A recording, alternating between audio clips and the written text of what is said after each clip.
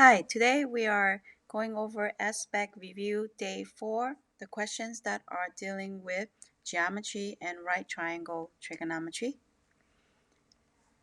And let's take a look at the first question. Which pair of transformations is the same as a reflection across the x-axis? So a reflection across the axis involves a point that is reflected across vertically this way. So if this is point x, then x prime would be over here. And so let's take a look at which answer is equivalent by a combination of more than one transformation. A rotation of 180 degrees and a reflection across the y-axis. So if we were to take the point and rotate it 180 degrees, it doesn't matter if we turn it to the left or turn it to the right, the point would always end up over here. So now I have the point reflected 180 degrees is over here, and now with a reflection across the y-axis will cause the point to end up over here. So that is actually the correct answer. And so answer choice A is the correct answer. So a rotation of 180 degrees and then followed by a reflection across the y-axis is the same thing as a reflection over the x-axis. That's the end of problem 1. Number 2 is a geometry proof. To complete the proof below, we are given that triangle ABC is a triangle, and then we are to prove that angle 1 plus angle 2 plus angle 3 is equal to 180 degrees. So let's take a look at step 1 is that we can draw M, the line M, through the point B. And the reason that is parallel to AC because the reason is the parallel postulate, which states that through any point there is always one line that is parallel to the existing line.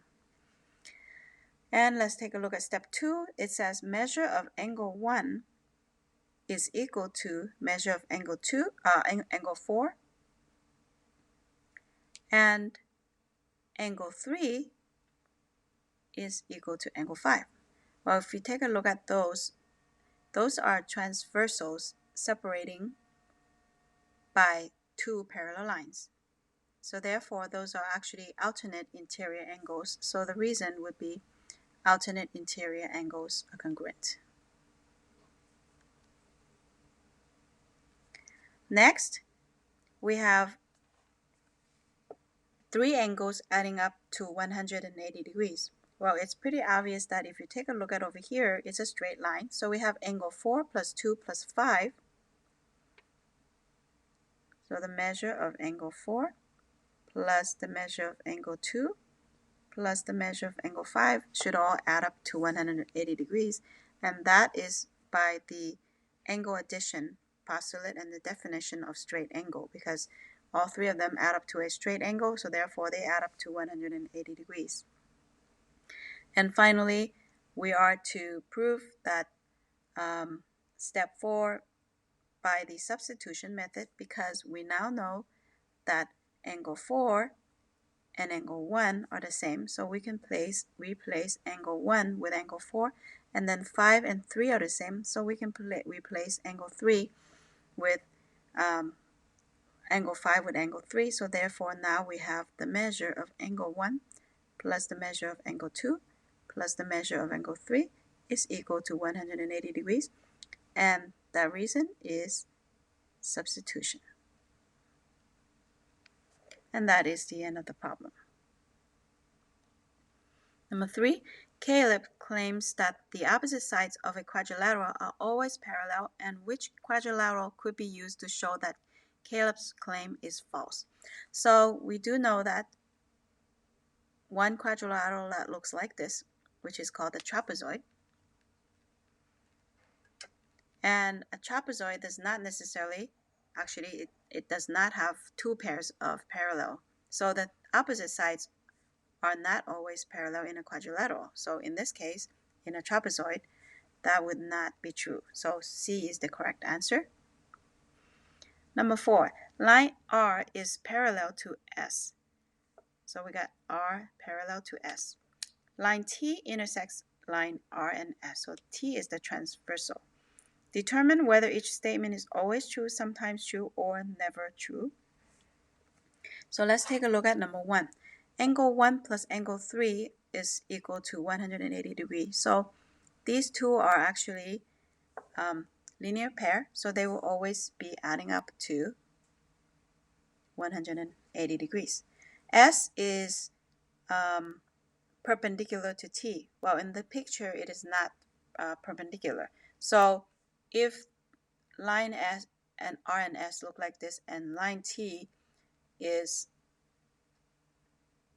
forming 90-degree angle, then that's the case that would be true. So it's only sometimes.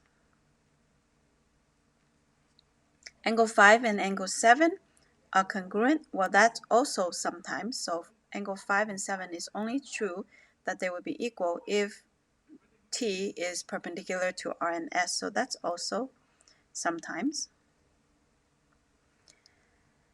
Next, measure of angle 3 minus the measure of angle 1 is equal to measure of angle 4 minus measure of angle 2.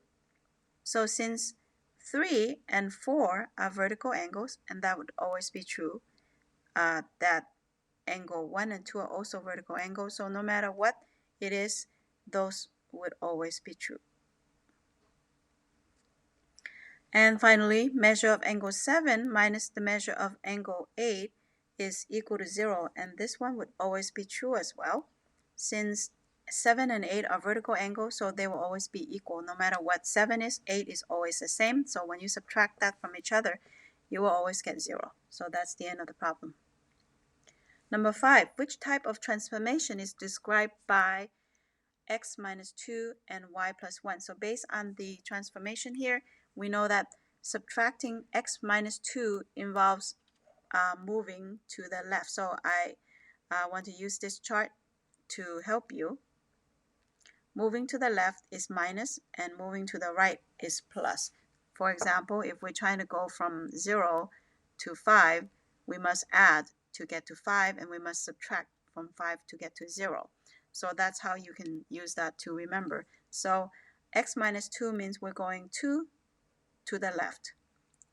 And then y plus 1 means we're going up 1 unit. So 2 left and 1 up. So we're going 2 to the left and 1 unit up, and that looks like it is answer choice D. Number 6 is another proof. Complete the following proof of the angle bisector theorem. So we are given that PS bisects QPR. So we got PS is the angle bisector, and we're also given that SQ is perpendicular to PQ, and that SR is perpendicular to PR.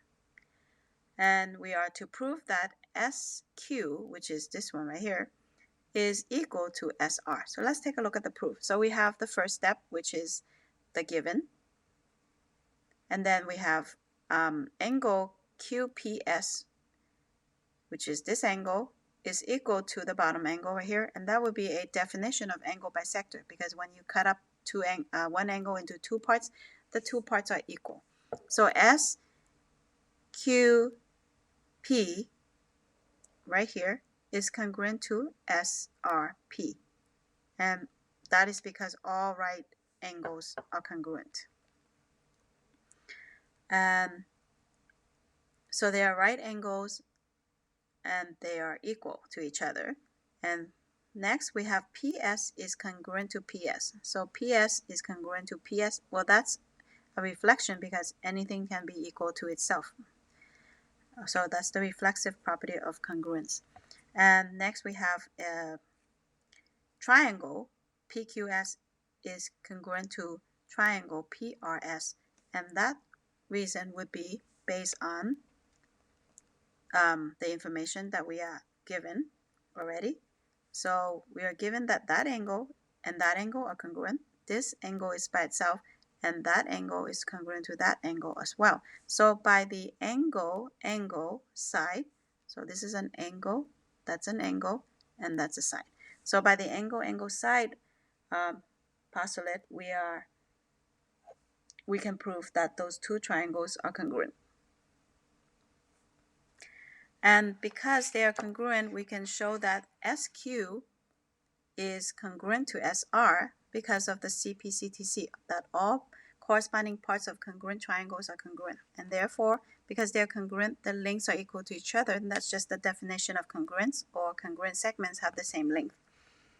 And that is the answer choice would be angle, side, and that is answer choice A.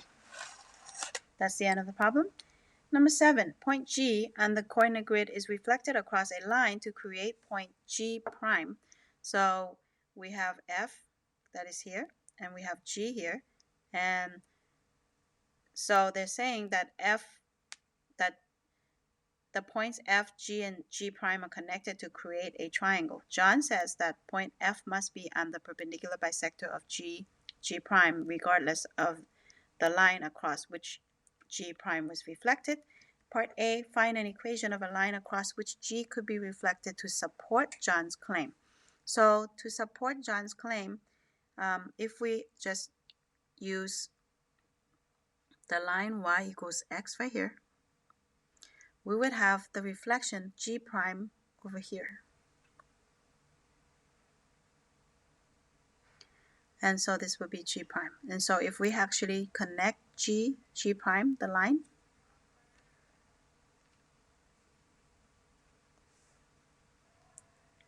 we would have a perpendicular bisector to the original. And so F is now on the actual, so this would be one way to support John's claim. So F actually lies on the perpendicular bisector of G prime, which is this line right here.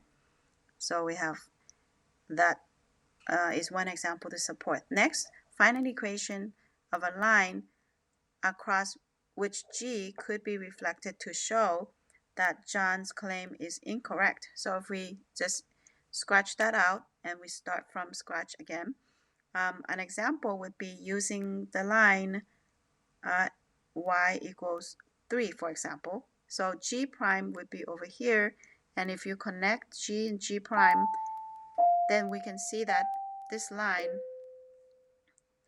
is not containing F. So F is no longer on the line that is the perpendicular bisector, which is this line right here. So that would be an example to show that John is wrong. And that would be, there's many other examples, so you can find your own example to prove or disprove his claim. And here's number 8. Which description of a figure and its image match the transformation described? So based on this, we know that they both have a vertical stretch of 3, and then y is actually has a translation of 1 unit up. So the one that matches that would be answer choice B.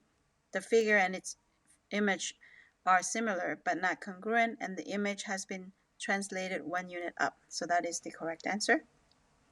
Number 9, which transformation of a figure and its image match the transformation described by x and 4y? So we can see that they are not consistent, and so the answer here is choice B. The figure and its image are neither similar nor congruent, and the image has been stretched vertically. So there is no consistency whether both of them have the same vertical translation. So therefore, this is not similar or congruent. Number 10, the line segment CM is the perpendicular bisector of line segment AB. So we have CM is perpendicular to AB, and we are to fill out the blank here. So let's take a look at the given. Number 1, C is perpendicular, that is given. Number 2, AM is congruent to BM because that is the perpendicular bisector. So that's a definition of bisector. And CM is congruent to CM. Well, this is reflexive because any segment is congruent to itself. Next, we have triangle AMC, angle AMC, which is this one, is congruent to BMC. So we have the right angle congruence theorem that says if this angle is a 90-degree here, then we have the other one which is also 90-degree. So because of that, we have shown that these two triangles, angle 1 and triangle 2, are congruent to each other based on the side angle side congruence postulate. And because we are trying to show that CA is congruent to CB, that reason is CP/CTC, which says any two triangles, now the corresponding parts are congruent to each other. Number 11, which transformation maps 3x plus 1 and 3y. So this is a dilation followed of scale factor of 3 because both of them have a vertical stretch of 3. A dilation scale factor of 3 through the origin followed by a translation of right 1 unit to the right. So that is the correct answer because adding 1 is 1 unit to the right based on this. So left and right, so we're going to the right, which means add. Number 12, Rachael has an empty cone and an empty cylinder. The base of the cone is congruent to the base of the cylinder and their heights are equal. So let's go ahead and draw a cylinder and a cone. So we know that the volume of a cylinder is area of the base times height. And we know that the volume of a cone is actually 1/3 base times height. Determine the number of times Rachael must fill the cone with water and pour it into the cylinder in order to completely fill the cylinder with water. So if the base are exactly the same, then the volume of the cylinder is 3 times as much because the volume of the cone is actually only 1/3. So if we have 1/3, 1/3, and 1/3, we need to fill that up 3 times to get 3 of 3, which is 1. So therefore, it takes 3 times for the cone to fill up the cylinder.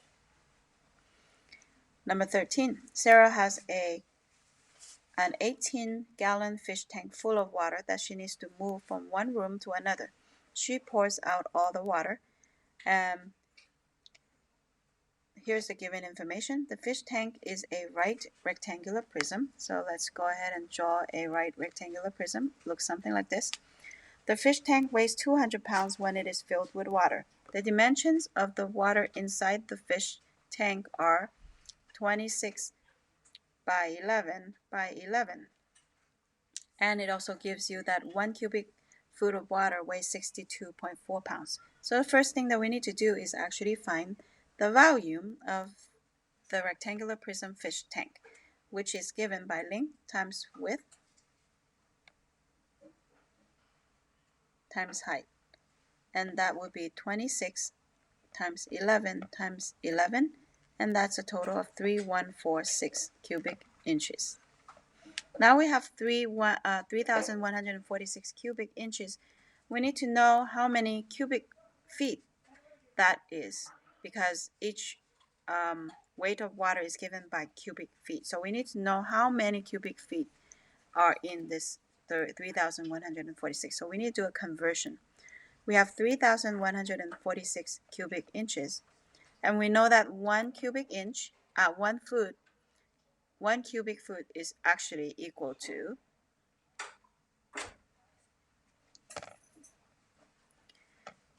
1 foot is 12 inches, so we need to actually cube the 12 inches, which is going to be 12 times 12 times 12. Well, that is actually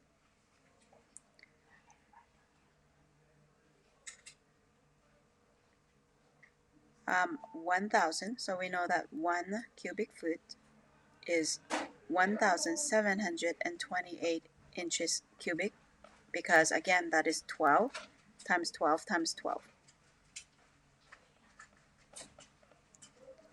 And now we can cancel out the cubic inches, and we need to actually divide 3,446 divide by 1728, which will give us 1.82 cubic feet. And so that's how many cubic feet we have. Well, we know that 1 cubic feet weighs 62.4 pounds. So when we multiply that by 62.4, we have 113.6 total pounds. And that's how much the fish tank will weigh when it is empty. And that's the end of day 4.